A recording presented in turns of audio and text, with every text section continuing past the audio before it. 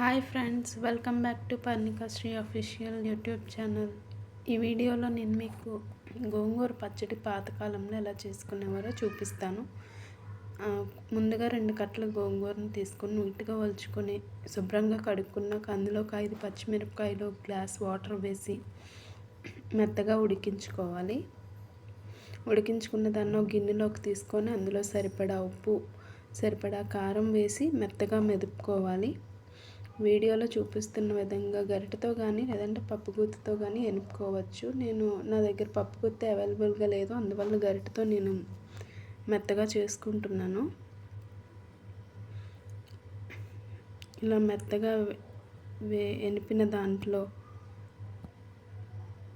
ఇలా మెత్తగా వెనిపి పక్కకు తీసుకోవాలి. పక్కకు తీసుకొని ముందుగా కట్ చేసుకున్నటువంటి ఉల్లిపాయలు, టమాటీలు, ఎల్లుల్లి, పోపులు, జీలకర్ర, ఎండుమిర్చి రెడీగా పెట్టుకోవాలి.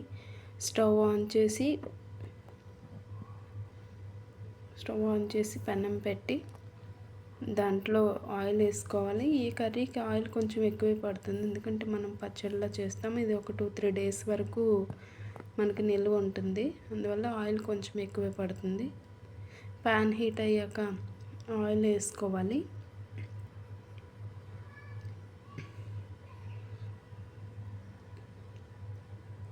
ఆయిల్ హీట్ అయిన తర్వాత అందులో ముందుగా పోపులు, జీలకర్ర,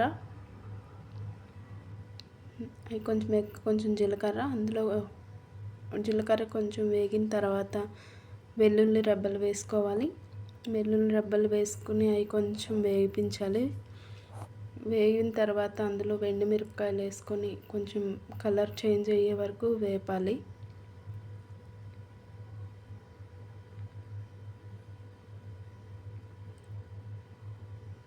వేసుకున్నటువంటి దినుసులు మంచిగా ఫ్రై అయ్యాక అందులో ముందుగా కట్ చేసుకున్నటువంటి ఉల్లిపాయ ముక్కలను వేసుకొని అవి కొంచెం పింకిష్ షేడ్లోకి వచ్చే వరకు మనం ఫ్రై చేసుకోవాలి.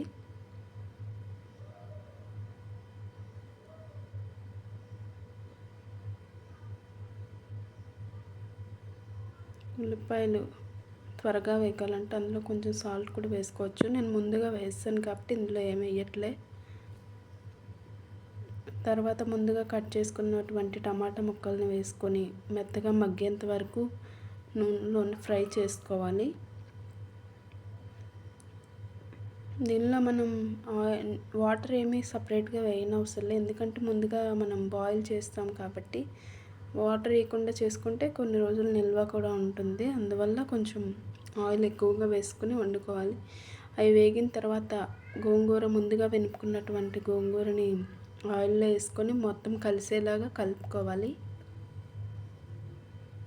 ఇలా వీడియోలో చూపిస్తున్న విధంగా కలపాలి. పూర్తిగా కలిపిన తర్వాత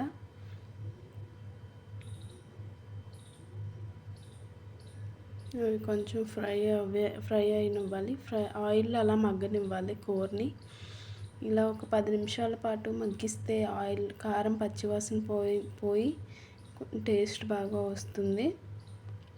ఇంకా ఎక్స్ట్రా వాటర్ ఏం పోయిన అవసరం లేదు మనం ఇందులో.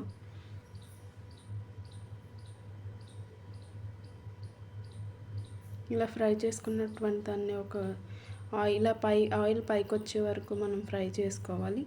ఆయిల్ పైకి వచ్చిన తర్వాత దీన్ని ఒక సర్వింగ్ బౌల్లోకి తీసి సర్వ్ చేసుకోవడమే. అంతే, టేస్టీగా రుచికరమైన గోంగూర పచ్చడి రెడీ.